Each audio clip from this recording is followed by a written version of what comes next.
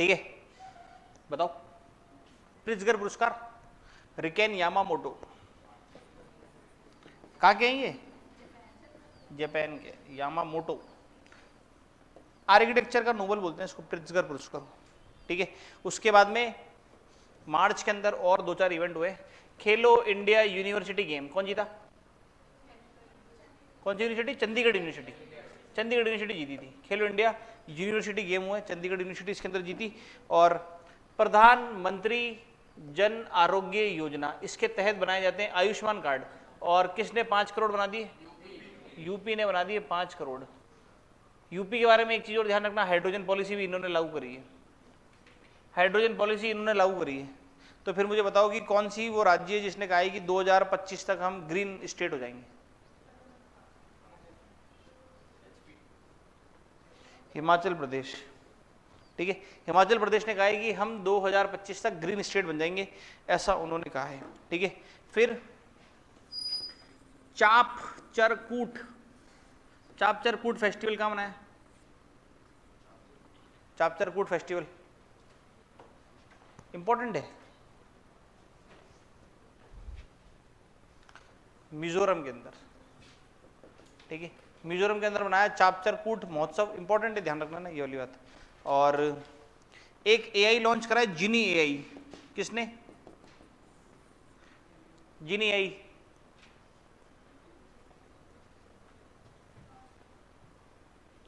जिनी AI किसके द्वारा जारी करा गया?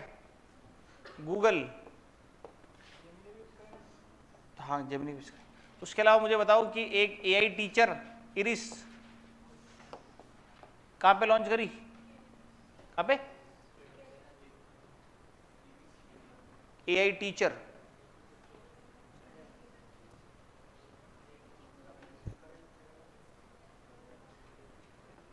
बता, जवाब में ना फुल स्टॉप होना चाहिए, क्वेश्चन मार्क नहीं होना चाहिए। केरला तो मैं ना वो नहीं थी कॉन्फिडेंट। हाँ, जैसे अब राजस्थान की राजधानी क्या है? मैं नी है, नी है।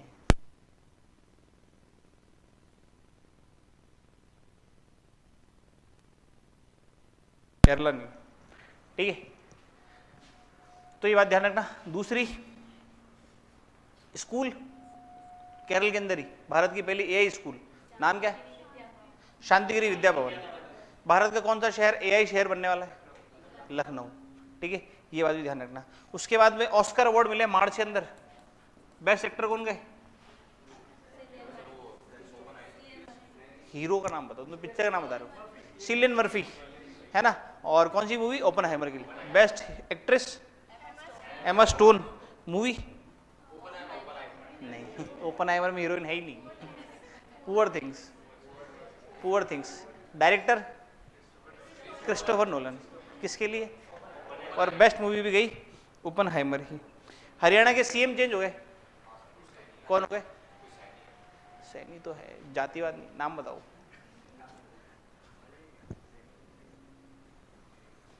नाम बताओ। नायाब सिंह सैनी।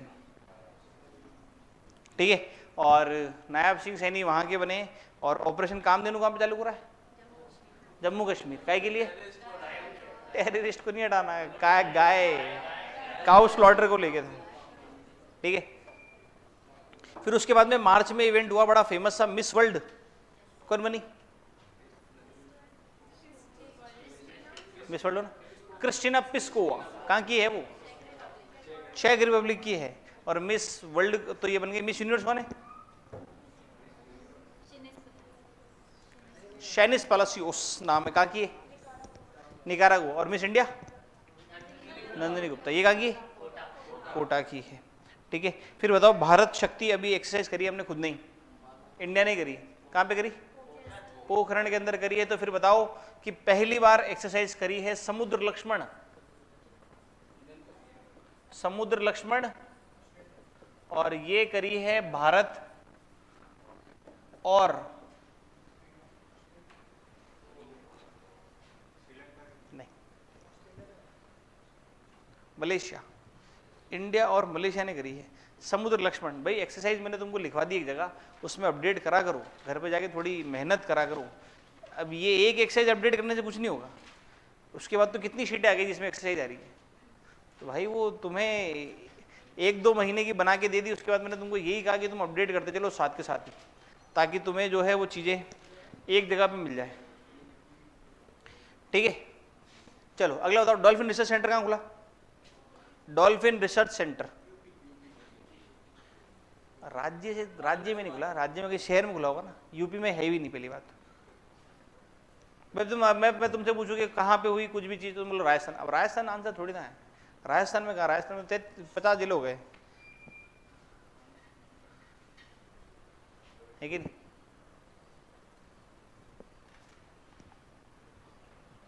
बताओ बताओ। पटना, डॉल्फिन रिसर्च सेंटर खुला है पटना के अंदर, डॉल्फिन रिसर्च सेंटर खुला है पटना के अंदर, है ना, ये ध्यान रखना। डॉल्फिन रिसर्च सेंटर कहाँ खुला है?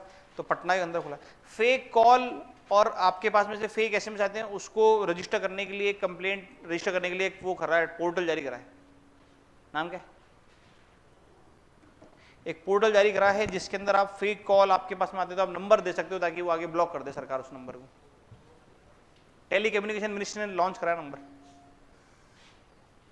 पोर्टल है, मतलब चक्षु पढ़ा था वही, चक्षु पोर्टल। तो फिर मुझे बताओ, इरेस्मस अवार्ड किसको मिला इस बार? इरेस्मस पुरस्कार अवार्ड इंपॉर्टेंट है, इरेस्मस अवार्ड अमिताभ घोष को। ठीक है, अमिताभ घोष, ध्यान रखना, इरेस्मस अवार्ड इनको मिला है। मार्च के अंदर कबड्डी का इवेंट खत्म हुआ है, प्रो कबड्डी लीग, कौन जीता? पुनेरी पल्टन। उसके अलावा और मैं तुमसे पूछूं तो एक आइलैंड है आगालेगा, स्पेलिंग थोड़ी ऊपर नीचे हो सकती है। यहाँ पे भारत सरकार ने भी एयर स्ट्रिप बनाई है, यहाँ पे हॉस्पिटल बनाए हैं इंडिया गवर्नमेंट ने। तो ये है कहाँ पे आइलैंड?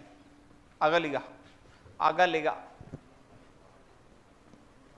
कहाँ पर है ये?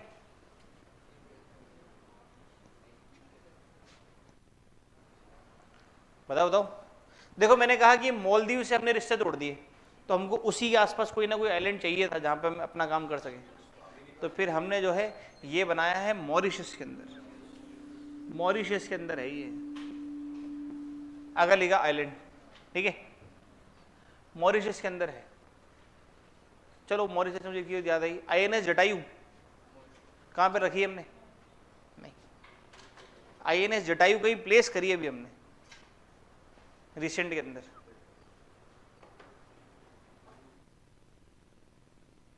आईएनएस जटायु लक्षद्वीप के अंदर रखी है। ठीक है, लक्षद्वीप के अंदर अभी नेवल बेस है, वहां पे प्लेस करी गई है आईएनएस जटायु।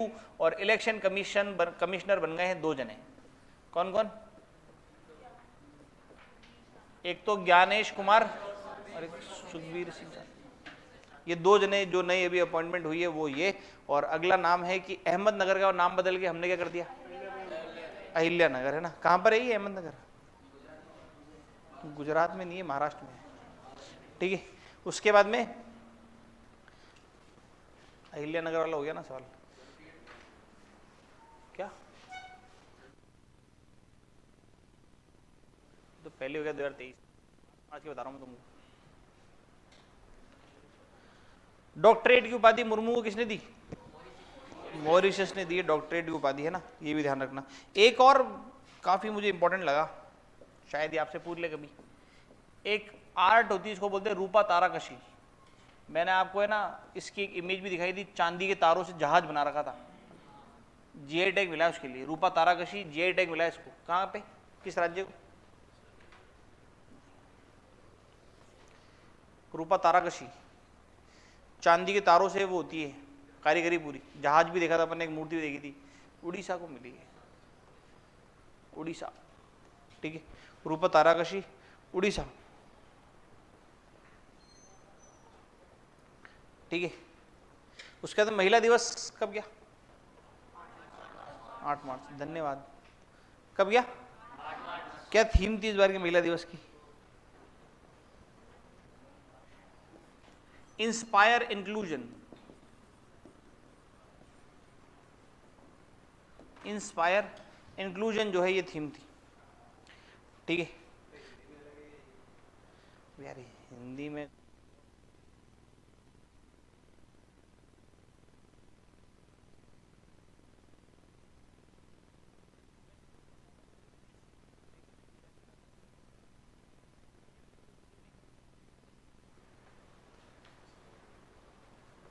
एशिया की सबसे बड़ी खान बन गई अपने भारत की।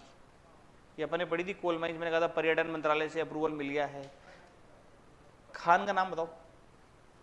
कर्नाटक की तो नहीं है, झारखंड की, गेवरा माइंस।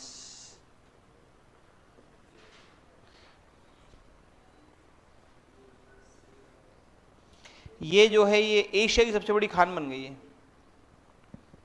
ठीक है। उसके बाद में नाटो का 32वां मेंबर, स्वीडन के फिनलैंड। फिनलैंड कौन सा है? 31st, 32nd बनाया स्वीडन। और ये एक मिलिट्री एक्सरसाइज करते हैं, इसका नाम है, नाटो के देश एक एक्सरसाइज करते हैं ना, स्टेड फास्ट डिफेंडर, ठीक है। तो ये भी ध्यान रखना।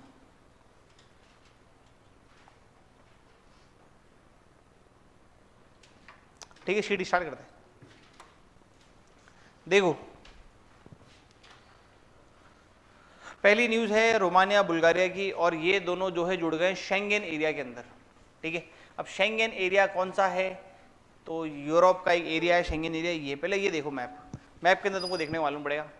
अब देखो इसके अंदर तुमको कलर्ड देश दिख रहे हैं ना, ये सारे शेंगेन एरिया बोलते हैं इनको। टोटल 29 देश है इसके अंदर, टोटल 29 है शेंगेन एरिया के अंदर। इसके अंदर क्या है कि फ्रांस के इंसान को बेल्जियम जाना हो या जर्मनी जाना हो या इटली जाना हो, इसको पासपोर्ट लेने की जरूरत नहीं है, ये फ्री ट्रैवल कर सकता है, ठीक है। फ्रांस के इंसान को अगर पोलैंड भी जाना हो तो भी वो जा सकता है, उसको पासपोर्ट लेने की जरूरत नहीं है, क्योंकि ये सब शेंगेन एरिया के मेंबर है। अगर भारत के इंसान की बात करें तो इंडिया के लिए क्या है, तो हमने कहा कि इंडिया के लिए दो चीजें हैं। अगर आपको केवल फ्रांस जाना है, केवल फ्रांस, तो आप फ्रांस का वीजा ले लो। अगर आपको फ्रांस के बाद में जर्मनी जाना है तो आप फ्रांस का वीजा ले लो, आप जर्मनी का वीजा ले लो। पर आपको लगा कि यार फ्रांस भी जाएंगे, जर्मनी भी जाएंगे, इटली भी जाएंगे, स्विट्जरलैंड भी जाएंगे, सब जाएंगे घूमेंगे, तो फिर आप शेंगेन वाला जो वीजा है वो ले लो। शेंगेन का जो वीजा है ये, इनके लिए वीजा की फैसिलिटी अलग है। आप चाहो तो शेंगेन वीजा भी ले सकते हो। आप एक वीजा ले लोगे और आपको 29 कंट्रीज के अंदर एक्सेस मिल जाएगा एक ही वीजा से। आपको इन 29 देशों में जाने के लिए अलग अलग वीजा लेने की जरूरत नहीं है। आप एक वीजा से इन 29 देशों के अंदर जो है आप इजीली ट्रैवल जो है वो कर सकते हो, आपको कोई भी जो है वो इसके अंदर नहीं रोकेगा, ठीक है। तो ये वो चीजें हैं जो शेंगेन एरिया है। अभी इसके अंदर रिसेंट के अंदर क्या है, रोमानिया और बुल्गारिया जो है ये दोनों भी जुड़ गए हैं। पहले क्या था, देखो इसके अंदर आपको ना 3 कलर के देश दिख रहे हैं, एक ये कलर है, एक ये कलर है और एक ये ग्रीनिश कलर है। तो ऐसे देश जो EU के भी मेंबर है और शेंगेन के भी मेंबर है, तो वो तो ये वाला कलर है, जर्मनी फ्रांस वाला। एक ऐसे कि EU के नहीं है पर शेंगेन के हैं, ऐसे 4 देश हैं टोटल। आइसलैंड है, स्विट्जरलैंड है, नॉर्वे है और एक लिंचेस्टर है यहाँ पे, ठीक है। और उसके बाद में ऐसे जो EU के हैं पर शेंगेन के नहीं है, वो ये 2 देश थे जो अब ये EU के मेंबर भी हैं और शेंगेन के मेंबर भी है। EU 2-3 बार नाम आ गया, इसका मतलब होता है यूरोपियन यूनियन। हेडक्वार्टर बताओ, हेडक्वार्टर कहाँ है?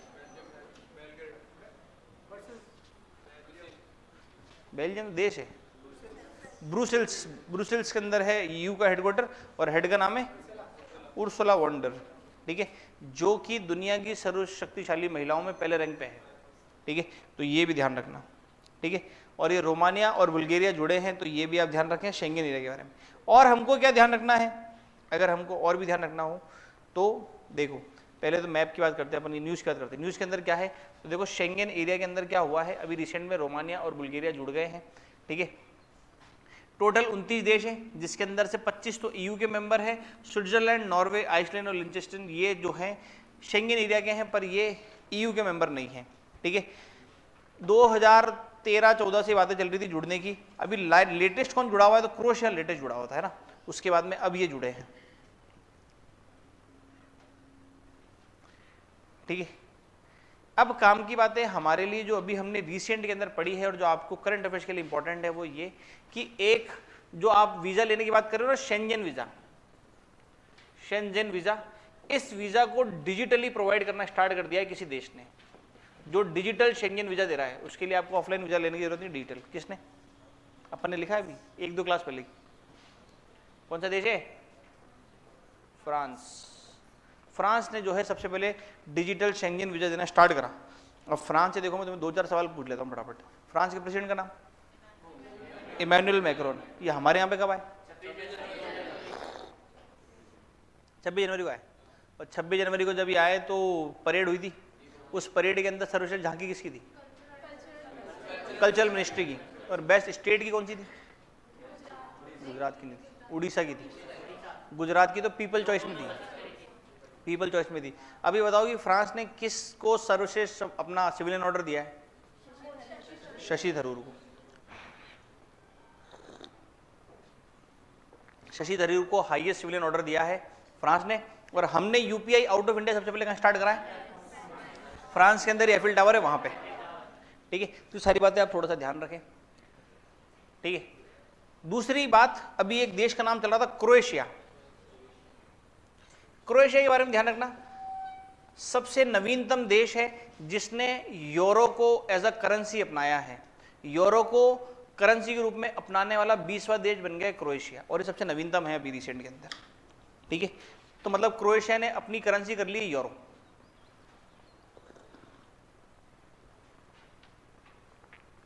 और ये 20वां देश बन गया है जिसने ये काम करा है।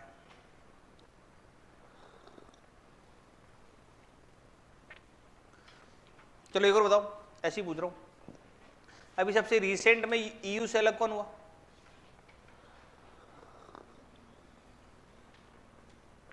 ईयू से कोई अलग हुआ है क्या?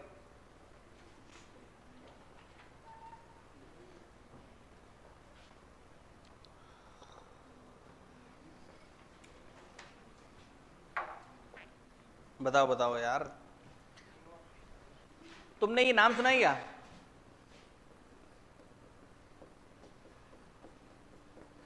ये टर्म सुनी है, ब्रेक्जिट? सुनी है नहीं सुनी? हाँ या ना? तो फिर तुम्हें बता नहीं। ब्रिटेन अलग हुआ है, ब्रिटेन अलग हो गया ईयू से। ब्रेक्जिट उसी को बोलते हैं। ब्रिटेन एग्जिट मतलब ब्रेक्जिट। कभी सर्च करना गूगल के ऊपर, बताएंगे इसके बारे में तुमको ज़्यादा। अब ये मैप में अगर तुम देखोगे ना तो इसके अंदर नहीं है, अलग हो गया। पहले इसका पार्ट था ये ईयू का, पर ईयू से अलग हो गया, ब्रेक्जिट बोलते हैं इसको, ब्रिटेन एग्जिट। ठीक है, तो ये बातें थोड़ी सी आप ध्यान रखें। उसके बाद में अगली न्यूज़ भी रोमानिया से ही है। और रोमानिया जो है, इन्होंने इनका जो रिसर्च सेंटर है वहाँ पे इन्होंने दुनिया की सबसे powerful, world's most powerful laser जो है वो बनाई है। ठीक है, कहाँ बनाई है? रोमानिया ने। अब ये पावरफुल लेज़र ये किस यूज़ में लेंगे? तो इन्होंने कहा कि हम कैंसर ट्रीटमेंट में लेंगे, और हम जो है इसी से स्पेस डेब्रिस यानी अंतरिक्ष में जो कचरा है उस कचरे को खत्म करेंगे। ठीक है, अब ये बनाई कहाँ पे है? रोमानिया में। रोमानिया में कहाँ पे? तो control room of research centre Romania, वहाँ पे बनाई है। किसने बनाई है? तो ये फ्रांस की एक कंपनी है जिसका नाम है, इसमें लिखा ही ये रहा, थेल्स। फ्रांस की कंपनी है थेल्स, उसने बनाई है। और इसको बनाने के अंदर जो हेल्प करी सबसे ज़्यादा वो 2018 के फिजिक्स के नोबेल प्राइज विनर जिनका नाम है जेरार्ड मोरो और डोना स्ट्रिकलैंड कनाडा के, इन्होंने मिलकर जो है इसको बनाई है। ठीक है, तो ध्यान रखना दुनिया की मोस्ट पावरफुल ये बनी है। नोबेल से मुझे एक चीज़ और ध्यान आई, पीस का नोबेल, पीस का नोबेल नरगिस मोहम्मद। इकोनॉमिक्स का क्लाउडिया गोल्डन। और लिटरेचर का नोबेल जॉन फॉसे। ये तीन तो ध्यान रखना, ये तीन थोड़े इंपॉर्टेंट रहते हैं। अच्छा एक और बताओ, सबसे उम्रदराज व्यक्ति जिसको नोबेल मिला है आज तक?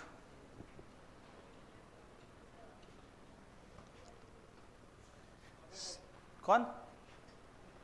सबसे उम्रदराज व्यक्ति जिसको नोबेल प्राइज मिला है कौन है ऐसा? मदर टेरेसा नहीं है।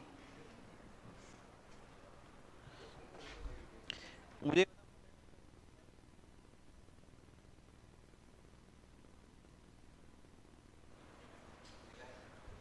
ठीक है, बताओ। चलो और मैं तुम्हें बताता हूं, सबसे उम्रदराज व्यक्ति है जिसने लिथियम आयन सेल की खोज करी है। ये तब लिखवाया था मैंने तुमको, जॉन बी गुडइनफ। है ना। तो उन्होंने खोज करी थी, उसी के लिए मिया था, और मैं लिया और उसके थोड़ा टाइम बाद उनकी डेथ हो गई थी। ठीक है, तो रोमानिया ने जो है दुनिया की मोस्ट पावरफुल लेजर जो है वो बना ली है। लेजर के बारे में और ध्यान रखें, हमने भी तो बनाई अभी, डीआरडीओ ने भी तो लेजर बनाई भाई। डीआरडीओ ने जो लेजर बनाई है उसका नाम है दुर्गा 2 लेजर बीम बनाई है हमने भी, दुर्गा 2 नाम है उसका। ठीक है, उसके अलावा ब्रिटेन ने भी वेपन बनाया है, लेजर वेपन ब्रिटेन ने, उसका नाम है Dragon Fire. Dragon Fire laser weapon.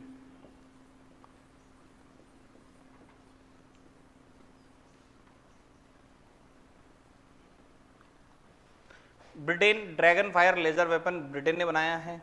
उसके अलावा ईरान ने भी बनाया है, डिफेंस सिस्टम बनाया है लेजर बेस्ड लेजर आधारित डिफेंस सिस्टम, सुरक्षा प्रणाली।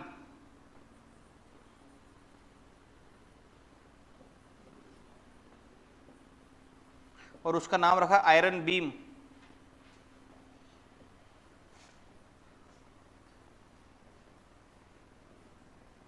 और उसका नाम रखा आयरन बीम। एक और बताता हूं मैं तुम्हें, तुम ध्यान रखना है ना, ये इससे संबंधित नहीं है, पर इलेक्ट्रोमैग्नेटिक गन बनाई है सबसे पहली जापान ने। अमेरिका कब से ट्राई कर रहा पर नहीं बना पाया। दुनिया में पहली इलेक्ट्रोमैग्नेटिक गन बनाई है जापान ने। ये थोड़ी इंपॉर्टेंट सी चीज है। अमेरिका बहुत ट्राई कर रहा है पर अमेरिका नहीं बना पाया इसको।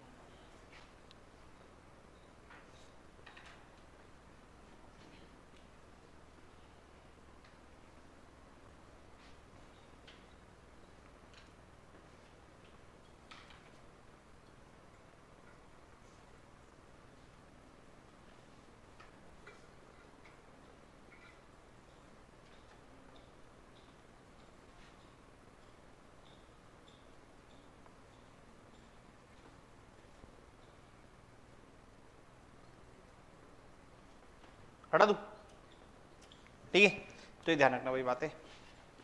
उसके बाद में मोदी जी ने क्या करा है, तो मोदी जी ने अभी आरबीआई की 90th एनिवर्सरी थी, सेलिब्रेशन था, उसके ऊपर उन्होंने जो है उसको इनॉग्रेट करा है, भाषण भी दिया है अच्छा सा। उसमें उन्होंने बताया कि आरबीआई की हमने 80th एनिवर्सरी जो है सेलिब्रेट करी थी 2014 के अंदर, और अब जाके हालत बैंकों की वो सुधर गई है। अगर आप ग्रॉस एनपीए यानी नॉन परफॉर्मिंग एसेट देखें तो जो पहले 2018 में 11.25% हुआ था, जिसको हम 3% से भी कम लेके आ गए हैं 2023 तक। और उन्होंने कहा है कि क्रेडिट ग्रोथ जो है बैंकों की वो भी 15% बढ़ गई है। ठीक है, और उन्होंने कहा है कि रिजर्व बैंक का जो टोटल बैलेंस शीट है अगर आप देखेंगे 31 मार्च 2023 तक तो 63 लाख करोड़ का है। और उसके अलावा भारत जो है वो 4th largest foreign exchange reserve भी है ग्लोबली, चाइना, जापान और स्विट्जरलैंड के बाद में। ठीक है, बाकी के नीचे जो रेपो रेट वाली बात है वो आपकी न्यूज़ के अंदर आगे है, तो अपन उसको और बात करेंगे। और इस उपलक्ष्य में उन्होंने एक सिक्का भी जारी करा है, कितने रुपए का, 90 रुपए का ही। ठीक है, ये वो आपके काम की बात है, ये रही। ठीक है, ये वो 90 रुपए का सिक्का आगे से पीछे से दोनों तरफ से आरबीआई एट 90 लिखा हुआ इसके अंदर, मोदी जी जारी करते हुए। काम की बात, कब स्टैब्लिशमेंट है, तो 1 अप्रैल 1935। गवर्नर है शक्तिकांत दास, कौन से नंबर के, 25वें नंबर के हैं। 4 जने होते हैं डिप्टी गवर्नर, ये चारों के नाम लिखे हुए कौन कौन है, तो श्री एम राजेश्वर राव, स्वामीनाथन जे, टी रविशंकर और एम डी पात्रा, माइकल देव पात्रा, ये 4 जो है वो डिप्टी गवर्नर है। अब अपन चलते हैं अपनी बेसिक सी बातों के ऊपर। आरबीआई किस कमीशन की रिकमेंडेशन पे बनाया था, यंग हिल्टन आयोग आया था। इस यंग हिल्टन आयोग ने जो है कहा कि आरबीआई बनाना चाहिए, तो यंग हिल्टन कमीशन के रिकमेंडेशन पे बना था आरबीआई। 1935 के अंदर बनाया, 1 अप्रैल 1935 को, और ये बनाया था कैलकाटा के अंदर। और फिर बाद में 1937 के अंदर इसको शिफ्ट कर दिया कहाँ पे, मुंबई। ठीक है, आरबीआई के 25वें नंबर के गवर्नर है शक्तिकांत दास। पर ये जब बना तब उस समय राज था अंग्रेजों का, यानी पहले ब्रिटिश गवर्नर जो थे उनका नाम था, बताओ भाई यार, तैयारी करो ना बैंक की। Sir Osborne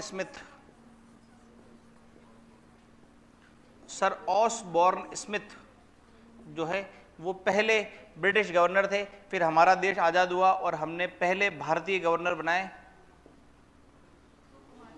Sukumar Sen.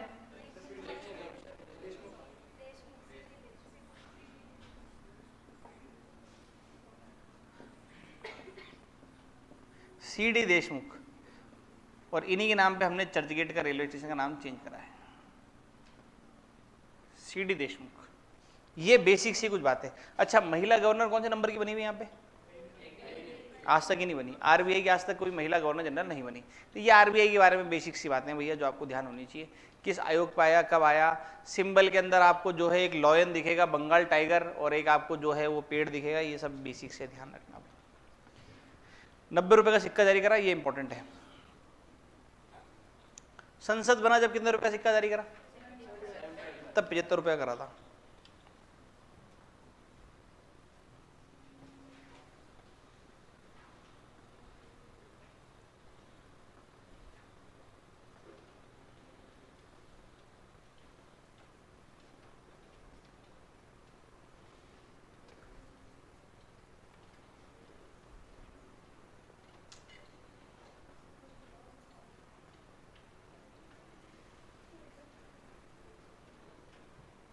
हटा दूं?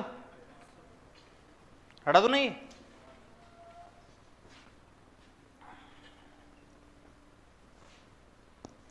ठीक है। उसके बाद में ये न्यूज अपन यहां से समझते हैं।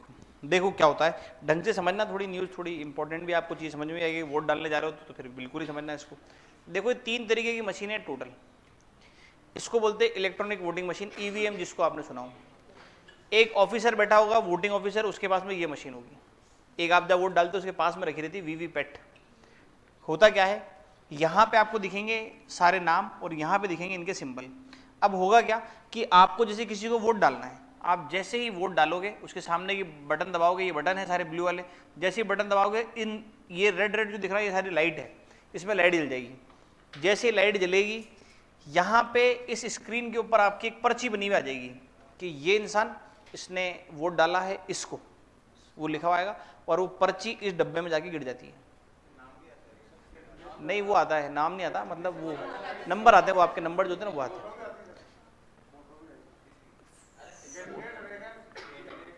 उसकी आएगी वो अपने, सिर्फ वो आता है जो नाम वो आपको दे रखा है ना, वो फोटो जो ये जो यहाँ की जो डिटेल है ना वो आ जाती है उसकी, वहाँ पे लिखी हुई है ना, और वो बॉक्स वो पर्ची जो है वो इसके अंदर गिर जाती है और इसके अंदर आपका वोट काउंट हो जाता है। फिर आप चाहे 10 बार दबाओ, 20 बार दबाओ, वोट एक ही बार काउंट होगा आपका, है ना। अब दूसरी बात क्या हुई, इलेक्शन कमीशन क्या करता है? इलेक्शन कमीशन एक कॉन्स्टिट्यूंसी के अंदर, एक कॉन्स्टिट्यूंसी यानी अगर अपन लेट सपोज मान के चल रहे हैं कि अजमेर लोकसभा क्षेत्र, अब अजमेर लोकसभा क्षेत्र के अंदर अजमेर पूरा है, किशनगढ़, केकड़ी वेकड़ी सब आ गया और इवन दूदू भी आ गया। अजमेर लोकसभा क्षेत्र के अंदर दूदू भी आता है ना, ये ध्यान रखना लोकसभा वाले के अंदर। इस पूरे कॉन्स्टिट्यूंसी के अंदर कोई सी भी रैंडमली इलेक्शन कमीशन 5 ईवीएम ले लेगा, कोई सी भी रैंडमली 5 ले लेगा और वो देखेगा कि इसमें जितने वोट पड़े हैं क्या उतनी पर्चियां यहाँ गिरी है या नहीं गिरी है, उनको को क्रॉस वेरीफाई करते हैं पूरी उसके अंदर से। ठीक है, तो अभी क्या हुआ है कि सुप्रीम कोर्ट के अंदर किसी ने जो है रिट लगाई है और रिट लगाते हुए उसने कहा कि केवल 5 वेरीफाई करने से क्या होगा, आपको सारी वेरीफाई करनी चाहिए, क्योंकि वोट देना जो है वो हर इंसान का अधिकार है और इससे फर्जीवाड़ा भी हो सकता है कि क्या पता ये 5 से ही निकल जाए, बाकी के अंदर वोट नहीं जा रहा, क्योंकि आपका वोट काउंट बटन दबाने से नहीं होता, आपका वोट काउंट होता है इसमें गिरी पर्चियों से। वो जो है वो काउंटिंग होती है, वो वोट जो है वो गिना जाता है, ये नहीं गिना जाता। तो रिट जो है वो ये लगाई गई कि जितने ईवीएम है पूरे भारत की, वो सब की सब जो है वापस काउंट करी जाए शुरू से, कि भाई उन सबकी काउंटिंग होनी चाहिए, कोई भी रैंडम 5 की नहीं होनी चाहिए। तो इलेक्शन कमीशन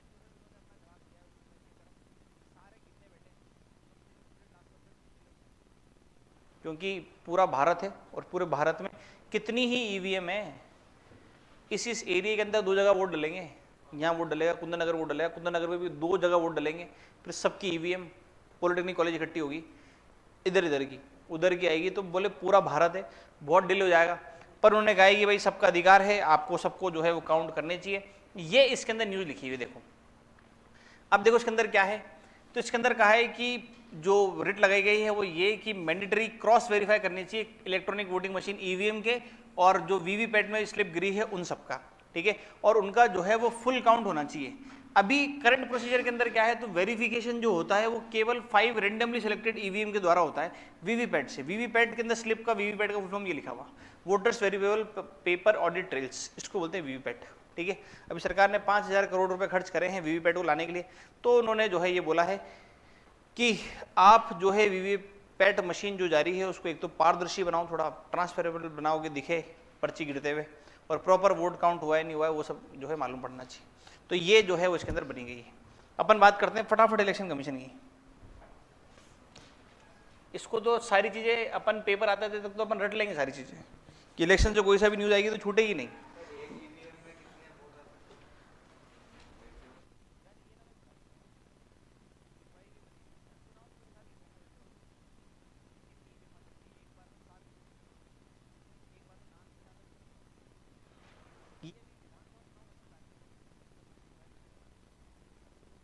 लिखवा देंगे। ठीक है, इलेक्शन कमीशन कब बना, बोलते चलो फटाफट। 25 जनवरी 1950। पहले हेड कौन बने, सुकुमार सेन। अभी कौन से नंबर के हैं, क्या नाम है, राजीव कुमार, पीछे 2 जने,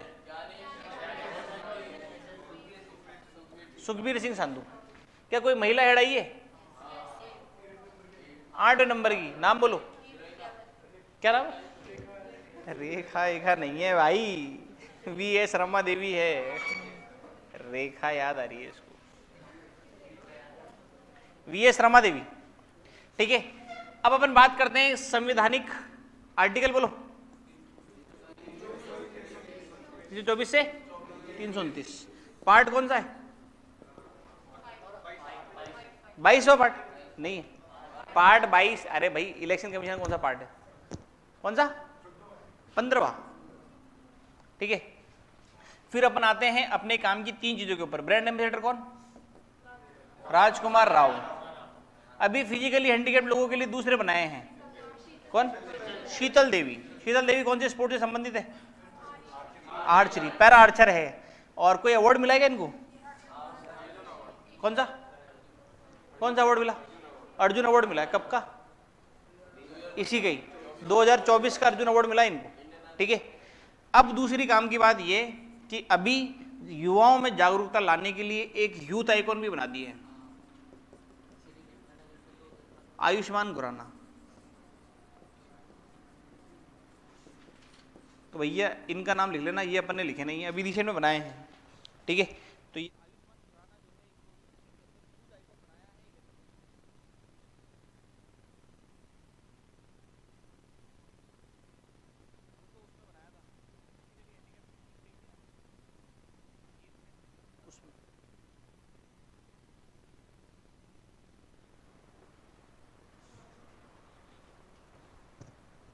पैरा गेम्स की जो टीम गई थी ना, उसके एम्बेसडर बनाए थे इंडिया से।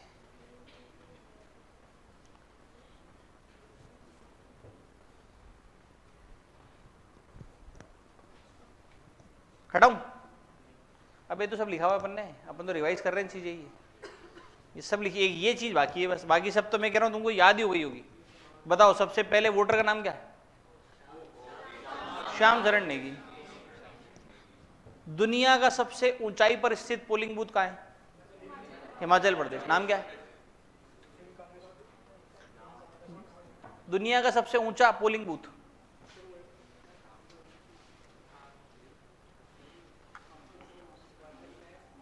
हिमाचल में है। पन्ने मत पलटना, नवरात्र है, झूठ नहीं बोलना, ध्यान रखना। ताशीगांग। ठीक है, तो भैया ये बेसिक सी बातें थी वीवीपैट मशीन के बारे में, तो आप समझ जाओ इस चीज को। ठीक है, उसके बाद में कच्चा तीवू आइलैंड के बारे में ढंग से समझाता हूँ चीजें, है ना। अभी आप खूब नाम सुन रहे होंगे इसका, कच्चा तीवू आइलैंड का। देखो हुआ क्या, फोटो से समझते हैं। ये आइलैंड है कच्चा तीवू, ये आपको दिख रहा अपना प्यारा भारत, ये श्रीलंका है, ये रामेश्वरम तक तो आपने सुना ही होगा। फिर धनुषकोडी इसके बाद में आता है, जहां जिसको अपन राम सेतु बोलते हैं। इसी के थोड़ा सा ऊपर की तरफ देखोगे तो एक आइलैंड है यहाँ पे, जिसको अपन बोलते हैं कच्चा तीवू। ये आइलैंड शुरू से भारत के पास में था, शुरू से। यहाँ पे एक टेरिटरी थी, एक राजवंश था, रामानाथापुरम। टेरिटरी का नाम था रामानाथापुरम, रामानाथापुरम। एक टेरिटरी थी, उसके राजा जो थे उनके पास में ये आइलैंड हुआ करता था। अच्छा मैं और बताऊँ तुम्हें, मुझे याद आई, तमिलनाडु में कौन से गेम्स हुए अभी? नेशनल गेम कौन से गेम्स होते हैं? नेशनल गेम्स तो गोवा में हुए हैं, उत्तराखंड में होंगे वो तो। यूथ गेम्स, खेलो इंडिया यूथ गेम्स, ठीक है, तमिलनाडु में हुए। कौन जीता खेलो इंडिया यूथ गेम? जीता कौन? 4 खेलो इंडिया लिखाए हैं भाई, देखो ऐसे फटाफट रिवाइज करते हैं। महाराष्ट्र खेलो India youth game, Maharashtra. University game Chandigarh, para games Haryana, और उसके बाद विंटर गेम्स आर्मी जीती। बस 4 ही तो इवेंट हुए, 4 ही गेम्स होते हैं, चारों अपन ने लिख लिए, ठीक है। तो वहां पे ना जो खेलो इंडिया यूथ गेम्स लिखाए थे ना मैंने, उसकी मैस्कट का नाम क्या था? वीर मंगई। फिर वीर मंगई मैंने आपको बताया था कि एक रानी थी जो अंग्रेजों से लड़ती मरी थी, वो यहीं की रानी थी, रामनाथपुरम की, यहीं की रानी थी वो। वैसे हुआ क्या, ये आइलैंड जो है ये इंडिया के पास में था, पर इंडिया ने क्या हुआ कि आज़ादी के बाद से ही श्रीलंका कहता था कि ये हमारा है, और श्रीलंका इसको जो है अपना लेना चाहता था। भारत के जो उस समय के तत्कालीन पीएम जो थे अपने जवाहरलाल नेहरू, उन्होंने जो है इस पर इंटरेस्ट दिखाया नहीं, उन्होंने दिखाया नहीं कि ये हमको लेना है। उन्होंने कहा ठीक है, श्रीलंका मांगता रहा। एक बार हम मिलिट्री एक्सरसाइज करने इस रीजन के आसपास गए तो श्रीलंका ने करने से मना कर दिया। श्रीलंका ने कहा नहीं ये एरिया हमारा है, हमने भी लोड नहीं लिया, हमने कहा ठीक है। फिर फाइनली इंडिया इस पर एक्शन ले नहीं रहा था, श्रीलंका कह रहा था कि हमारा है, हमें चाहिए। और उसके बाद में फाइनली 1974 के अंदर इंदिरा गांधी ने ये चीज़ श्रीलंका को दे दी कि भैया लो रख लो तुम, बस ऑफिशियली दे दिया, डॉक्यूमेंट करके प्रॉपर कि भैया ये एरिया हम श्रीलंका को दे रहे हैं। अब हुआ क्या, अभी चुनाव का सीजन आ गया, तमिलनाडु के बीजेपी चीफ जो है के अन्नामलाई, और के अन्नामलाई जो है इन्होंने लगाई आरटीआई इसी आइलैंड के ऊपर कि ये आइलैंड जो है वो कैसे दिया और क्या दिया, उसके ऊपर इन्होंने लगाई। और उस आरटीआई में ऐसा मालूम पड़ा कि भाई ये जो है इंडिया की तरफ से एफर्ट ही नहीं डालेगा इसको लेने के लिए, और इंडिया ने, श्रीलंका ने मांगा और श्रीलंका ने दे दिया।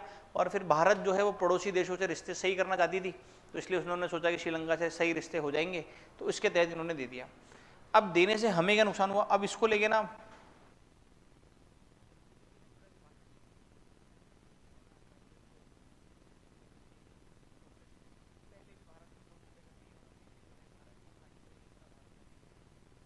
नुकसान ज़्यादा है।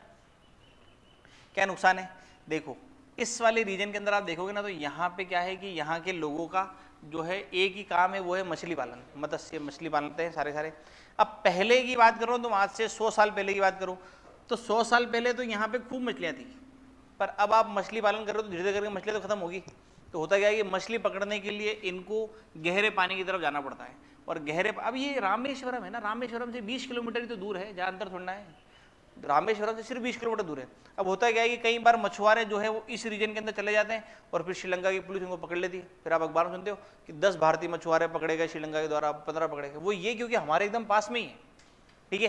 पर अब क्या है कि चला गया है। इससे हमें क्या नुकसान हुआ, तो देखो ये नुकसान का एक कारण है, एक ऑर्गेनाइजेशन है यूनाइटेड नेशन का, जिसको अपन बोलते हैं अनक्लॉस, UNCLOS, United nation convention law of सी करके उसका नाम है।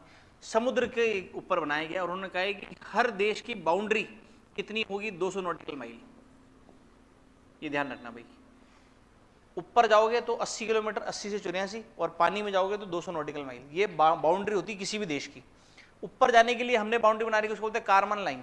कार्मन लाइन कहीं 80 किलोमीटर मानी जाती है, कहीं 84 किलोमीटर मानी जाती है। पानी के अंदर बाउंड्री कितनी, 200 नॉटिकल माइल। 200 नॉटिकल माइल से अगर कुछ भी मिलता है या कुछ भी होता है वो सब भारत का है, इसके बाहर जो है वो इंटरनेशनल बाउंड्री आ जाती है। अब अगर कोई देश 200 नॉटिकल माइल के अंदर नहीं आ रहे हैं तब तो चलेगा, पर अगर कोई देश पास है और 200 नॉटिकल माइल के अंदर ही है, तो वो दोनों देश क्या करेंगे, अपने हिसाब से डिसाइड कर लेंगे। जैसे अगर आप यहाँ पे बनाओगे तो हमारा 200 नॉटिकल माइल बहुत दूर है, पर आप अगर यहाँ पे बनाओगे तो 200 नॉटिकल माइल में श्रीलंका आ जाएगा, उधर बंगाल के यहाँ पे बनाओगे तो फिर बांग्लादेश आ जाएगा, म्यांमार आ जाएगा, तो ये सब आ जाते हैं। तो फिर क्या करना है, फिर आपको देशों को मिलकर डिसाइड कर लो, ठीक है। देश मिलकर जो है वो डिसाइड कर लेते हैं कि भैया क्या हमको करना है, क्या नहीं करना है, ठीक है। अब है क्या कि यहाँ पर है कच्चा तीवू आइलैंड। अब ये जो लाइन जा रही है ना, ये बाउंड्री है भारत और श्रीलंका के बीच में, मरीन बाउंड्री। इसके इधर श्रीलंका है और उधर भारत है। अगर ये आइलैंड हमारे पास में होता तो ये बाउंड्री जो है वो ऐसे होती, समझ गए। इतना हिस्सा जो है ये और भारत का कहलाया जाता, पर क्योंकि अब ये भारत ने लिया नहीं, भारत ने इजीली जो है श्रीलंका को दे दिया, तो बाउंड्री ये बन गई। यानी अब आप थोड़ा सा भी इधर ट्रैवल कर दोगे तो आप श्रीलंका की टेरिटरी में चले जाओगे और श्रीलंका आपको पकड़ के जेल में डाल देगा, फिर भारत सरकार छुड़वाएगी आपको, क्योंकि वो तो अवैध प्रवास हो गया ना, इलीगल हो गया, आपने ट्रेसपासिंग कर ली। अब यहाँ तो पाकिस्तान जाओगे तो पाकिस्तान के लिए तो हमने फेंसिंग करवा रखी, बाउंड्री आपको मालूम पड़ जाएगी कि बाउंड्री आ गई। पानी में थोड़ा मालूम पड़ता है कि बाउंड्री आ गई, पानी में तो आपने क्रॉस करा श्रीलंका की,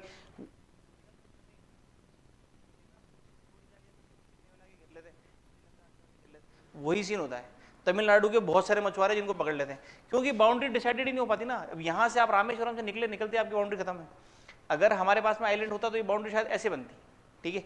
तो वो इस वजह से जो है ये अभी मोदी जी ने वापस इस मैटर को उठाया है कच्चा तीवू आइलैंड के बारे में, कि भाई ये चीज़ जो है वो गलत हुई। 1974 के अंदर जो है कच्चा तीवू आइलैंड श्रीलंका को दे दिया था कांग्रेस सरकार ने, और ये जो है कहाँ पर है, तो पाक स्टेट के बीच में। भाई पाक स्टेट यानी पाक जल डमरू मध्य, आपको पता ही होगा भाई, ऐसे होता है जल डमरू मध्य, ऐसे बोलते हैं कि जो दो लैंड मासेज है उसको अगर कोई पानी की छोटी सी बॉडी पार करती है तो उसको बोलते हैं जल डमरू मध्य, और इंग्लिश में बोलते हैं स्ट्रेट। और भारत और श्रीलंका के बीच में ये जल डमरू मध्य है, जिसको अपन क्या बोलते हैं, पाक स्ट्रेट, पाक जल संधि बोल लो या जल डमरू मध्य बोल लो, वही की बात है।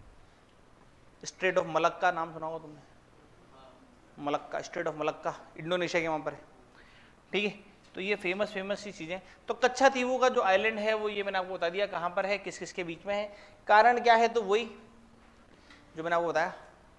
तो ये बातें वही ध्यान रखें थोड़ा सा आप, ठीक है।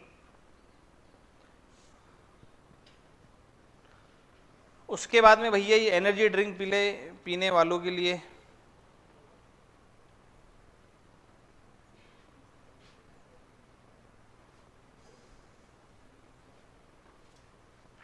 एक न्यूज आई है एफएसएसआई के द्वारा। एफएसएसआई क्या करता है, तो जितना भी पैकेट फूड आता है आपके पास में उन सबको लाइसेंस देता है। पैकेट फूड यानी जैसे कभी आप मैगी को देखना, मैगी के पीछे आप उसको पीछे पढ़ना इंग्रेडिएंट्स के अंदर, वहां पे आपको एफएसएसआई जरूर लिखा होगा और लाइसेंस नंबर लिखा होगा नेस्ले का। कि इन्होंने क्या कर रखा है, एफएसएसआई ने क्या कर रखा है, एफएसआई ने कहा कि भैया जितने भी फूड पैकेट होके आ रहे हैं, पैकेट में बंद होके आ रहे हैं, उनको बनाने का एक प्रॉपर स्टैंडर्ड होना चाहिए। उस स्टैंडर्ड को फॉलो करोगे तो ही आप बना के बेच सकते हो, वरना नहीं बेच सकते। और अगर आप एफएसआई का आपके पास लाइसेंस नहीं है तो आपका सामान बिकेगा नहीं। तो पैकेट फूड बेचने के लिए आपको एफएसआई का लाइसेंस चाहिए, और एफएसआई का लाइसेंस कब मिलेगा, जब आप उनकी गाइडलाइन फॉलो करोगे। अब हो क्या रहा है कि एनर्जी ड्रिंक्स बहुत सारे आ रहे हैं मार्केट के अंदर, है ना, जैसे डेयरी बेस्ड है, कुछ सीरियल बेस्ड है, मॉल्ट बेस्ड है, ये सब कुछ आ रहे हैं। अब इन सबको इन्होंने जो है हेल्थ ड्रिंक बोल के बेच रहे हैं, कोई एनर्जी ड्रिंक बोल के बेच रहे हैं, जबकि एफएसएसआई कहता है कि हमारे यहाँ पे हमने कैटेगरी सिस्टम जो हमारा 14.1.4.1 और 14.1.4.2 है, यहाँ पे हमने लिख रखा है कि एनर्जी ड्रिंक होंगे तो वो उसके अंदर क्या क्या चीज़ें होनी चाहिए। अगर वो चीज़ें होगी तो ही आप एनर्जी ड्रिंक कह सकते हो, अदरवाइज आप किसी भी ड्रिंक को एनर्जी ड्रिंक नहीं कह सकते हो। और होता क्या है कि लोग बाग कुछ भी बना के एनर्जी ड्रिंक बोल के चिपका के बेच रहे हैं। तो उन्होंने कहा कि आपके एनर्जी ड्रिंक इस कैटेगरी के अनुसार होने चाहिए तो ही वो एनर्जी ड्रिंक कहलाएंगे, नहीं तो नहीं कहलाएंगे। और उनको कह दिया है सारे ई कॉमर्स को कि आप हेल्थ ड्रिंक और एनर्जी ड्रिंक से जितनी भी ये चीज़ें हैं जो आपने ड्रिंक्स में डाल रखी है, वो सारी जो ड्रिंक है वो सारी हटा दो। जो सर्टिफाइड होगी यहाँ से केवल उन्हीं को आप एनर्जी ड्रिंक में डालो, वरना और किसी को मत डालो। तो ये एफएसएसआई ने जो है ये कहा है, ठीक है।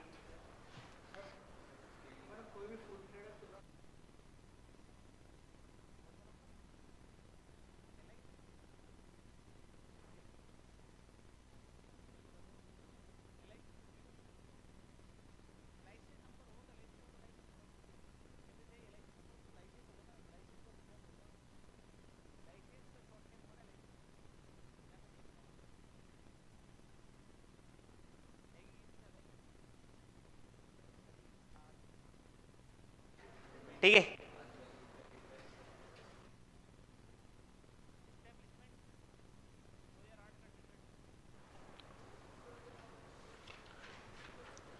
दो 2008 का टीचर डे 5 सितंबर 2008।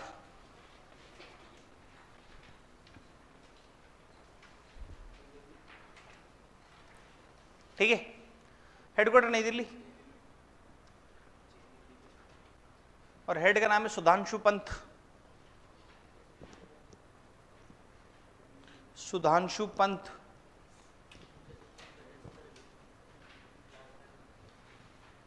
यहां तक जाने के लिए ना आपके सुधांशु पंत, अभी आईएएस ऑफिसर हैं ये।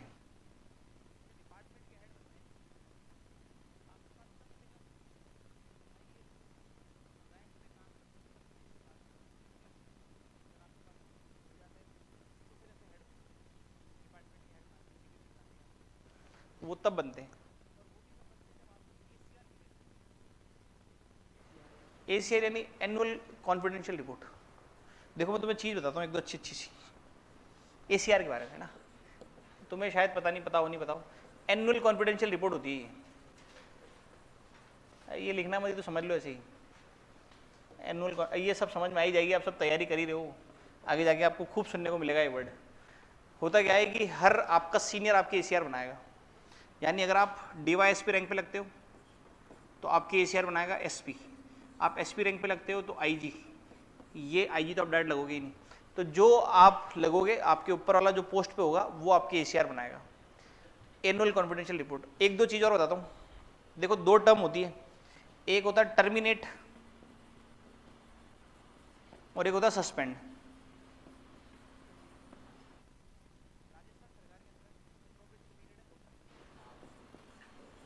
प्रोबेशन पीरियड कितने टाइम का है? 2 साल का। इन 2 सालों के अंदर अगर आप रिश्वत लेते हुए पकड़े गए, प्रोबेशन का मतलब है अस्थायी नियुक्ति, अस्थायी नियुक्ति यही है। इन 2 सालों के अंदर अगर आप रिश्वत लेते हुए पकड़े गए तो आपको सर्विस से निकाल देंगे, टर्मिनेट। टर्मिनेट का मतलब है कि वापस पेपर देना, वापस सिलेक्शन होना, वापस डॉक्यूमेंट वेरिफिकेशन करवाना, फिर वापस आना।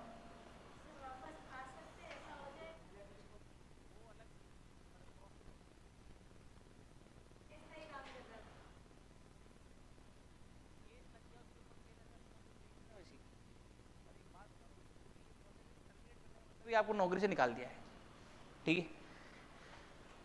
फिर आपका प्रोबेशन पीरियड 2 साल कंप्लीट हो गया, फिर आपके सीनियर आपका एसीआर बना के देगा। सीनियर अगर कहता है कि आदमी अच्छा है, ईमानदार आदमी है, जो बोलते हैं सीनियर की रिस्पेक्ट करता है, सब कुछ करता है, और इसको जो है प्रमोट कर दो, मतलब प्रमोट कर दो मतलब परमानेंट कर दो, तो 2 साल के बाद में आपको परमानेंट कर देंगे। इन केस सीनियर की बात आपने मानी नहीं, सीनियर आपसे नाराज चल रहा है, तो सीनियर आपका प्रोबेशन पीरियड बढ़ा भी सकता है, ये भी ध्यान रखना। सीनियर कहेगा कि 1 साल और बढ़ा दो इसका प्रोबेशन पीरियड, तो प्रोबेशन पीरियड बढ़ा देंगे, ठीक है। इसलिए 2 साल जो है सीनियर की बात सुनते हैं सब जने कि भाई जो सीनियर बोले वो कहे कि एसीआर बनानी है उसको, ठीक है। एक बार आप परमानेंट हो गए,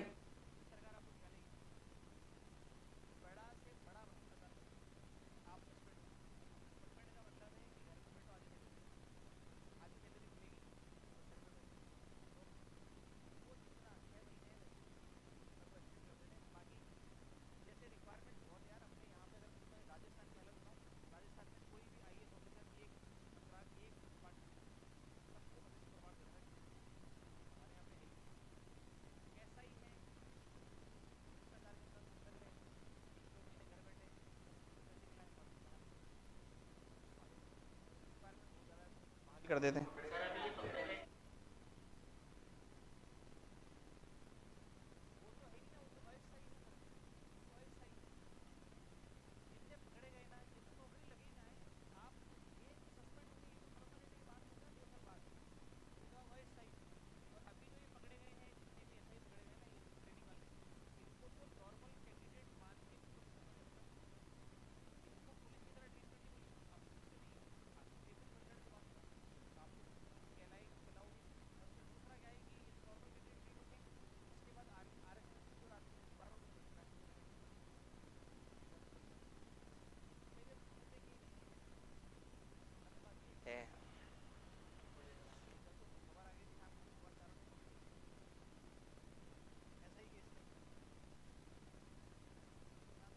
पकड़े जाएंगे भी और, ठीक है।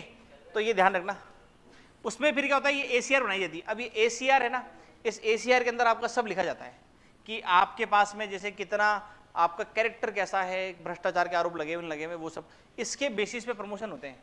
जितने भी प्रमोशन होते हैं ना, वो प्रमोशन के अंदर एसीआर बहुत काम में देती है। एसीआर बिगड़ी हुई है, सुधरी हुई है। अगर जैसे अब ये कोई आपको डिपार्टमेंट का हेड बनाना, तो डिपार्टमेंट का हेड बनाने से पहले भी सरकार जो है वो आपका एसीआर पढ़ती है कि एसीआर कैसा है इसका, एसीआर सही चल रहा है कि भाई ईमानदार इंसान है, ईमानदार छवि का है, मेहनत से काम करता है, सब कुछ है, तो फिर सरकार प्रमोट करती है। उसमें एसीआर में लिखा हुआ है कि भाई आदमी सीनियर की सुनता नहीं है, छुट्टियां बहुत ज़्यादा करता है और भ्रष्टाचार के भी आरोप लगे हुए, तो फिर एसीआर बिगड़ा तो फिर प्रमोट नहीं करते, है ना। तो ये ध्यान रखना भाई बातें। उसके बाद में भारत ने पहली बार अचीव कर लिया है 1 बिलियन टन प्रोडक्शन, किसका, तो कोयले का। कोयले का हमने 1 बिलियन टन हो गया, यानी मिलियन में कितना, कितने मिलियन को मिला के 1 बिलियन बनता है? 10 की 100, 100 मिलियन को 1 बिलियन बोलते हैं? नहीं, 1000 मिलियन को 1 बिलियन बोलते हैं। 1000 के को अपन 1 मिलियन बोलते हैं, 1000 के तो होते हैं, उसके बाद 1 मिलियन बनता है। ऐसे 1000 मिलियन बनते हैं तो 1 बिलियन बनता है, ठीक है, ये ध्यान रखना। तो 1 बिलियन टन हमने जो है प्रोडक्शन कर दिया है कोल का, ठीक है, और ये हमने बना दिया रिकॉर्ड। अब देखो तुम आयरनी बताता हूं मैं तुम्हें। एक तरफ तो हम कह रहे हैं कि हमें बनना है, ग्रीन एनर्जी पे फोकस करना है, हरित ऊर्जा पे फोकस करना है, भारत को 2070 तक कार्बन न्यूट्रल बनाना है, 2030 तक हमको जो है जितना भी हमारा एनर्जी प्रोडक्शन उसका 51% रिन्यूएबल सोर्सेज से होना चाहिए, और उसी तरफ हम रिकॉर्ड बना रहे हैं कि हमने कोयले का प्रोडक्शन कर दिया है 1 बिलियन टन। समझ गए? एक आर्टिकल मैंने अभी रिसेंट में पढ़ा है, बड़ा फेमस सा है, मैं आपको साथ में थोड़ा सा बताता हूँ इसके अंदर। वो कह रहे हैं कि भारत को है ना अभी एट अ टाइम जिस फ्यूल पे फोकस करना चाहिए ना, वो फ्यूल है सीएनजी, इस पे फ्यूल पे फोकस करना चाहिए। देखो एक एग्जांपल से मैं तुमको बताता हूँ। सरकार कह रही है कि भैया सब जने घर वाले उठा के सोलर प्लेटें लगाओ और बिजली बनाओ, यही कह रही सरकार। सूर्योदय योजना निकाल रही है, 40% आपको पैसा दे रही, सबको दे रही, पर ये सोलर प्लेटें किसी ना किसी फैक्ट्री में तो बन रही है। अब वो फैक्ट्री जो है वो या तो कोयले से गर्म हो रही है भट्टियां, या पेट्रोल डीजल से गर्म हो रही है, यही तो चल रहा है। आपने कहा कि सोलर बढ़ा दो, तो ये कहेंगे प्रोडक्शन बढ़ा दो, यानी कोयले का यूज बढ़ा दो, यानी पेट्रोल डीजल का खपत बढ़ा दो, तो यही तो हो रहा है। सरकार जो है वो इधर तो फोकस कर रही है, पर ये इंडस्ट्री जिनसे वो प्रोडक्ट बन रहे हैं, क्या वो ग्रीन एनर्जी से बन रही है, वो फोकस नहीं हो रहा। कौन सी?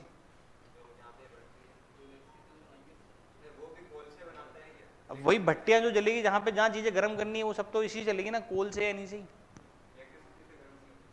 इलेक्ट्रिसिटी भी कहीं से तो बनाएगा।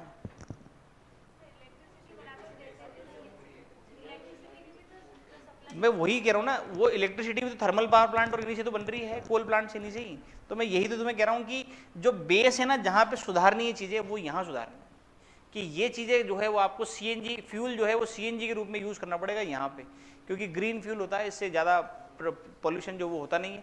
उसके बाद में फिर अपन को इधर फोकस करना है, पर अभी सरकार जो है वो इधर ज़्यादा फोकस कर रही है।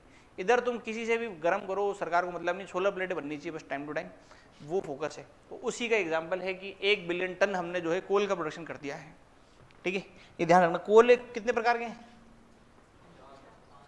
कितने? 4 की 5। सबसे बेहतरीन क्वालिटी का एंथ्रेसाइट कोल की मात्रा होती है इसके अंदर 80 से 95%। अगर मैं बोलूं भारत में कहां मिलता है? एक ही जगह मिलता है बस, सबसे बेहतरीन क्वालिटी, और ये मिलता है जम्मू कश्मीर। दूसरे नंबर पे आता है बिटुमिनस। कोयले की टाइप है 60 से 80। कहाँ मिलेगा? जितनी भी कोल माइंस है ना, वो सारी इसी की अपने यहाँ पे। उड़ीसा, झारखंड, छत्तीसगढ़, वेस्ट बंगाल, ये सारी यहाँ पे जितनी भी कोल की माइंस है वो सारी इसी की है, बिटुमिनस कोल की है। फिर तीसरे नंबर पे आता है लिग्नाइट। लिग्नाइट कहाँ पे? 40 से 60। कहाँ पे? राजस्थान। चौथे नंबर पे आता है पीट, लेस देन 40, 40% से भी कम मिलता है यहाँ पे।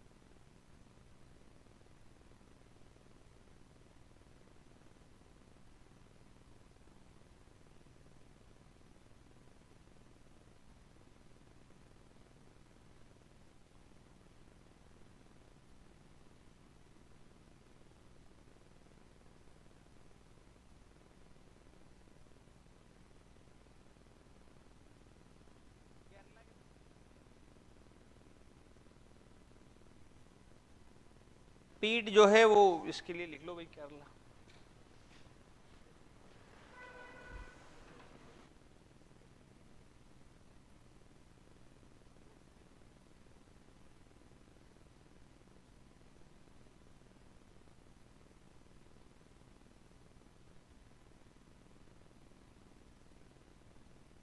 सेवन, ठीक है। देखो उसके बाद में अगली न्यूज है अपनी एफसीआरए की। एफसीआरए जिसका फुल फॉर्म है फॉरेन कंट्रीब्यूशन रेगुलेशन एक्ट, आपको उसके अंदर लिखा हुआ है, ठीक है। देखो एफसीआरए क्या है क्या नहीं है, तो ये बनाया गया है 3 जनों के लिए कि या तो कोई इंडिविजुअल हो या कोई ऑर्गेनाइजेशन हो या कोई एनजीओ हो। ये 3 जने हैं जो बाहर से पैसा लेते हैं, आउट ऑफ इंडिया से, और आउट ऑफ इंडिया से पैसा लेते हैं, उससे भारत को क्या क्या नुकसान होते हैं वो सब कुछ जो है वो एफसीआरए के अंदर काउंट होती है चीजें। खास करके सबसे ज्यादा जो आतंक अगर किसी ने मचा रहा, ठीक है, ये खूब आतंक मचाते हैं,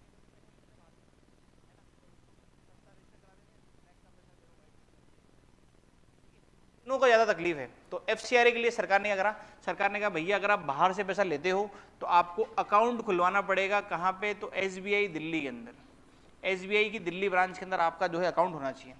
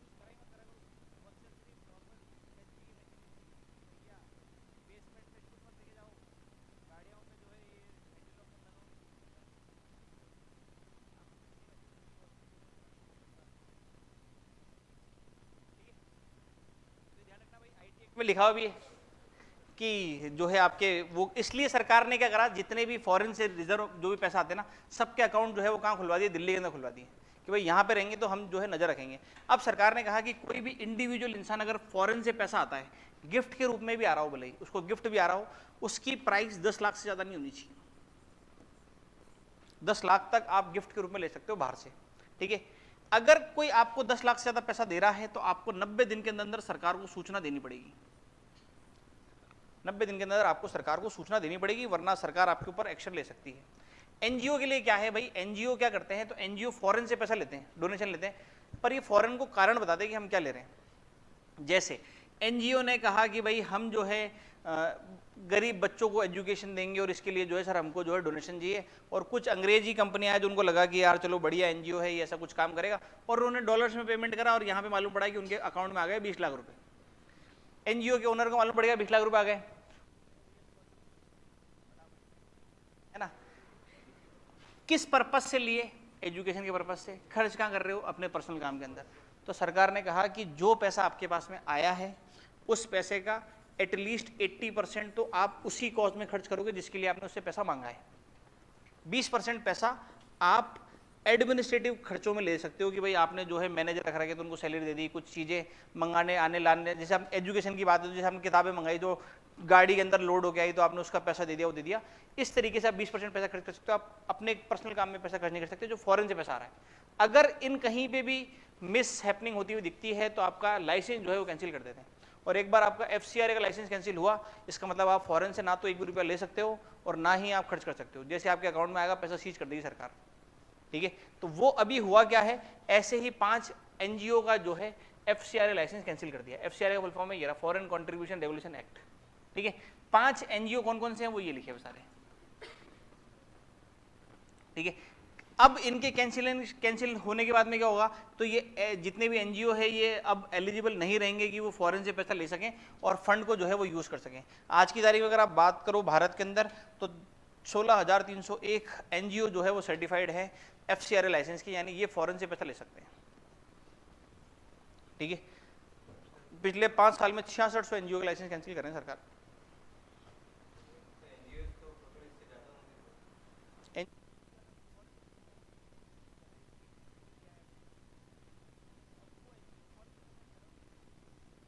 ऐसे एनजीओ तो बहुत सारे हैं, किलकारी फाउंडेशन भी है, स्माइल फाउंडेशन भी है,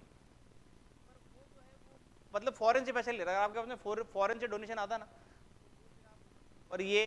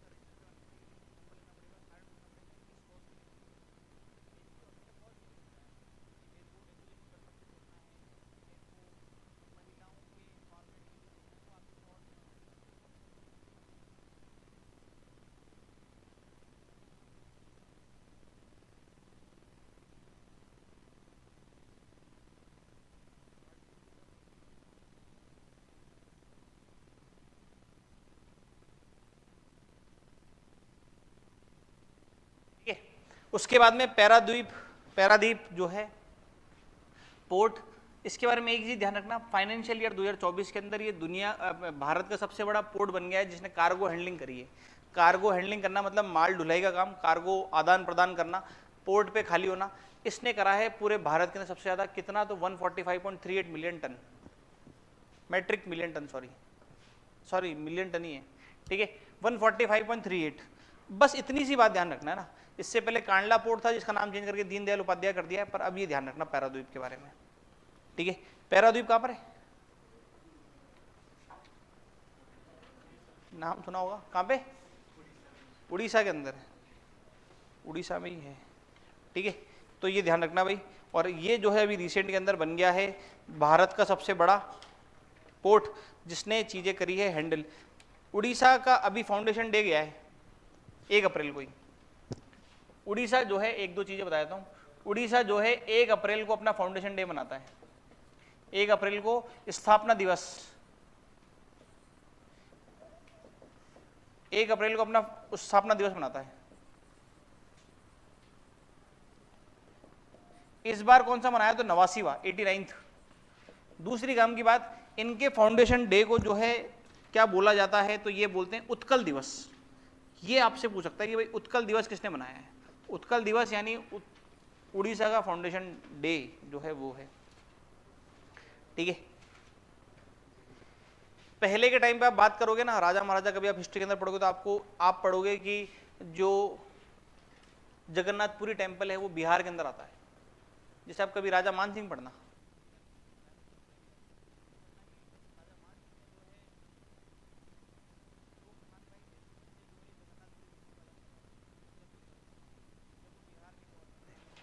तो वो बिहार के गवर्नर थे, पर ये तो उड़ीसा के अंदर है। तो पहले 1936 से पहले पहले उड़ीसा जो है बिहार के अंदर ही आया करता था। बाद में 1936 के अंदर अंग्रेजों ने भाषा के आधार पे बोला कि यार ये इंसान बिहारी नहीं बोलते यहाँ के लोग बाग, तो इनको बिहार से हटा दिया और अलग बना दिया उड़ीसा। वरना पहले बिहार का पार्ट था ये। 1936 में अंग्रेजों ने करा, ध्यान रखना, भारत ने नहीं करा। आपसे ये पूछ सकता है कि भारत सरकार ने भाषा के आधार पर पहला राज्य कौन सा बनाया, ये ध्यान रखना। भाषा के आधार पर पहला राज्य जो बना है वो आंध्र प्रदेश बनाया है ना। ये अंग्रेजों ने कर दिया था अलग, बिहार से अलग कर दिया था इसको, वरना पहले बिहार का पार्ट था उड़ीसा, ठीक है। फिर इसकी राजधानी कौन सी है, भुवनेश्वर। 1948 में इसकी राजधानी बना दी गई भुवनेश्वर, वरना पहले इसकी राजधानी जो है वो थी कटक। कटक थी पहले इसकी राजधानी, फिर इसकी भुवनेश्वर बना दी। एक और चीज बताता हूं मैं आपको, 2011 से पहले इसका नाम था उड़ीसा, उड़ीसा। 2011 में इसका नाम चेंज कर दिया ओडिशा, ओडिशा। पहले था उड़ीसा, फिर इसका नाम करके कर दिया था ओडिशा, ठीक है। यहां पे एक ट्राइब रहती है सबसे ज्यादा, ओड्रा ट्राइब, ओड्रा जनजाति रहती है, इस वजह से इसका नाम उड़ीसा करा गया, इन्हीं जनजाति की वजह से। ओड्रा ट्राइब रहती, ODRA है ये ना, ओड्रा ट्राइब की वजह से इसका नाम जो है उड़ीसा करा है।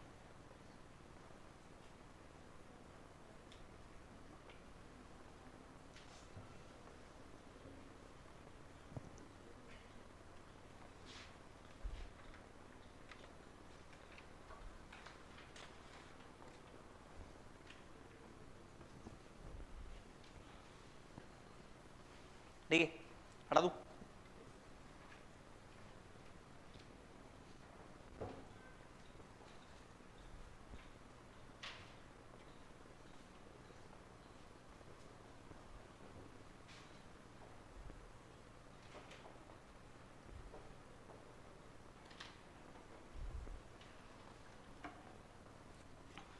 एक दो पोर्ट लिख लो, काम काम के बता देता हूं मैं तुम्हें। जैसे हाइफा पोर्ट कहां पर है, नाम सुना है क्या, हाइफा पोर्ट, हाइफा सुना होगा, कहां पर है, थोड़ा सा भी नाम नहीं पता, इंपॉर्टेंट है हाइफा। इजराइल के अंदर, इजराइल में एफ कहां से आ जाएगा भाई। काम की बात ये, अरे यार ये एफ क्यों बन रहा है बार बार।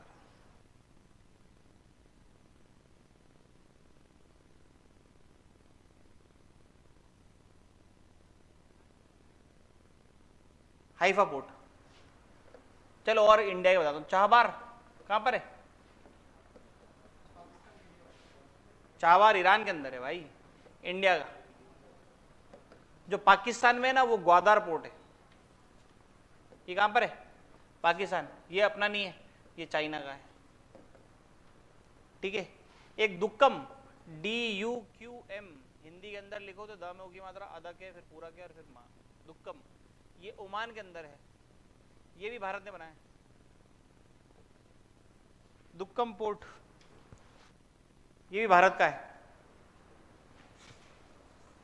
आउट ऑफ इंडिया ये कुछ पोर्ट है। बाकी भारत के अंदर पोर्ट मैं आपको बताऊं, मुंद्रा पोर्ट कहां पर है? मुंद्रा पोर्ट अडानी का है पूरा, गुजरात। Mundra port Gujarat, Kandla port Gujarat. तुम तो ये बताओ कांडला पोर्ट का नाम बदल के क्या कर दिया? दीनदयाल उपाध्याय, दीनदयाल पोर्ट जो है वो कर दिया कांडला पोर्ट का नाम बदल के, गुजरात के अंदर ही। फिर एक और port Hazira port, Hazira port का है। चलो एक और हिंट बताता हूँ हजीरा पोर्ट से संबंधित। भारत में पहली स्टील की जो सड़क बनाई वो हजीरा पोर्ट के भी बनाई। अब बताओ, ये तो समझ गए ना, स्टील स्लैग रोड बनाई पहली, वो हमने हजीरा पोर्ट से शहर को कनेक्ट करा 7 किलोमीटर की।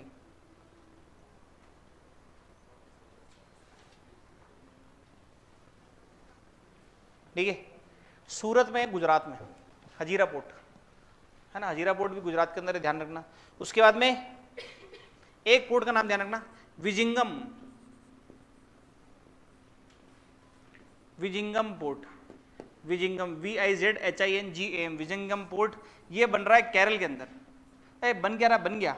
और ये हमारा सबसे नवीनतम पोर्ट है, ये लेटेस्ट पोर्ट है ये वाला विजिंगम पोर्ट, सबसे नवीनतम पोर्ट है। और मुझे बताओ कि भारत का पहला एकमात्र मेगा पोर्ट कहां बन रहा है? मेगा पोर्ट बहुत बड़ा, सबसे बड़ा भारत का, काम चल रहा है।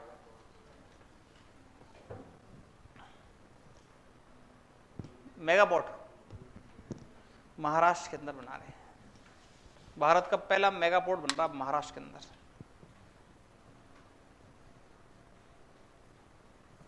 ठीक है। तो ये बातें ध्यान रखना कुछ पोर्ट्स के बारे में, बाकी और अपन देखते हैं आगे।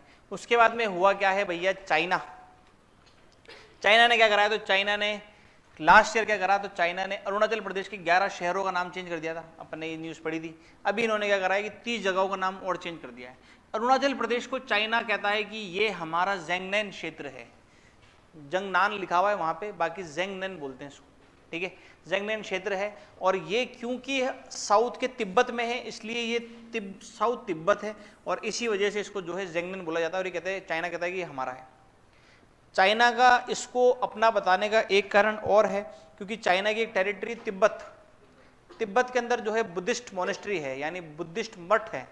और उस बुद्धिस्ट मठ का एक पार्ट है अपने यहाँ पे अरुणाचल प्रदेश के अंदर तवांग क्षेत्र के अंदर। ये तवांग जो है, यहाँ पे एक मोनेस्ट्री है, तवांग मोनेस्ट्री, जिसका नाम ये लिखा हुआ। और ये दुनिया की दूसरी सबसे बड़ी मोनेस्ट्री है तिब्बत बुद्धिज्म की। ठीक है, पहली वाली तो तिब्बत में ही, दूसरी यहाँ पे। तो उन्होंने कहा भैया जब पहली हमारी है तो दूसरी भी तो हमारी होनी चाहिए, तो बोले ये हमारा ही है फिर। ठीक है, इसलिए जो है ये इसको अपना बताते हैं, हर बार कुछ ना कुछ कहते हैं। अभी एस जयशंकर ने कहा कि भाई तुम्हारे घर के ऊपर अगर मैं मेरे नेम प्लेट लगा दूंगा तो घर मेरा थोड़ा ना हो जाएगा, वो तुम्हारे घर रहेगा। वही चीज़ एस जयशंकर ने बोली है कि भाई ऐसे नेम प्लेट लगाने से कुछ नहीं होता, कोई फर्क नहीं पड़ता। देख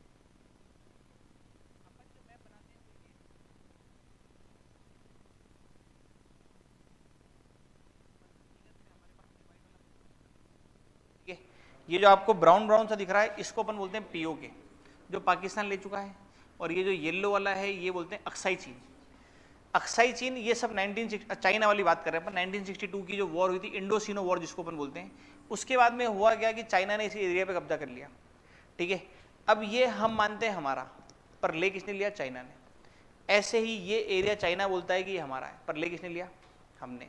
ठीक है, चाइना का ऐसा कहना है, चाइना ऐसा कहता है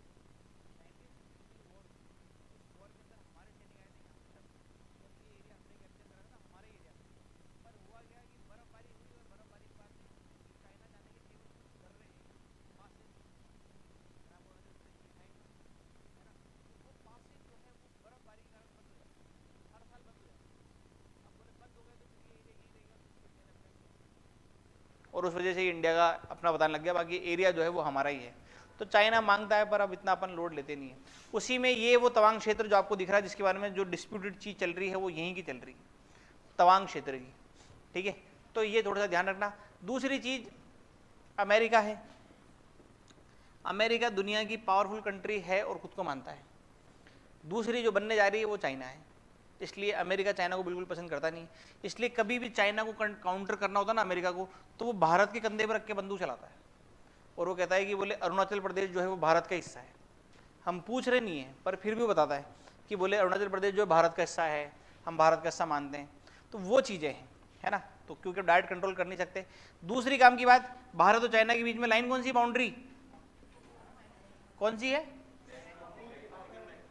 मैकमोहन, मोहन सोहन तो हम राजस्थान के हैं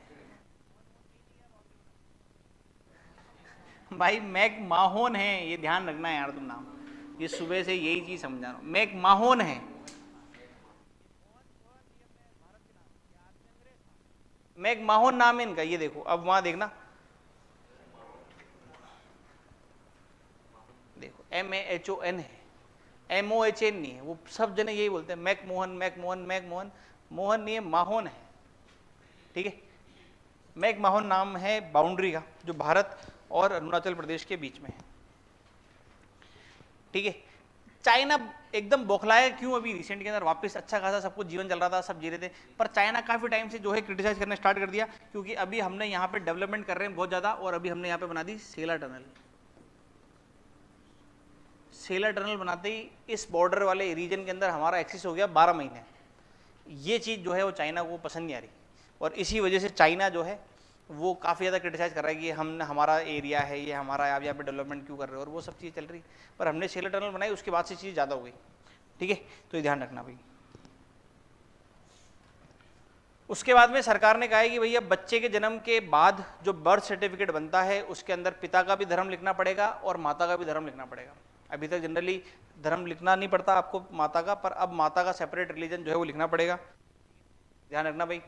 अब जो है उसके बाद में इन्होंने क्या करा है, फॉर्म नंबर 1 जो होगा उसके अंदर आपको स्टेट फादर का रिलीजन भी भरना पड़ेगा और मदर का रिलीजन जो है वो भी भरना पड़ेगा, ठीक है। पहले केवल फैमिली का रिलीजन डालते थे कि भाई परिवार क्या है, तो परिवार वो आपका रिलीजन बन जाता था, आपका रिलीजन। पर अब आपको बताना पड़ेगा कि भैया पिताजी कौन सी धर्म से हैं और माताजी कौन से धर्म से हैं, ठीक है। उसके बाद जो है वो चीजें होगी, ठीक है। तो अभी क्या करा है, तो पेरेंट्स को एंटर करना पड़ेगा बोथ फादर और मदर का रिलीजन, जब वो बर्थ सर्टिफिकेट के लिए बच्चे का वो करेंगे रजिस्टर्ड तब, ठीक है।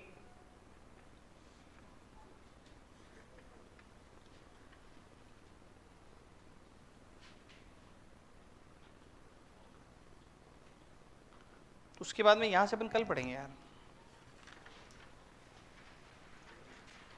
ठीक है।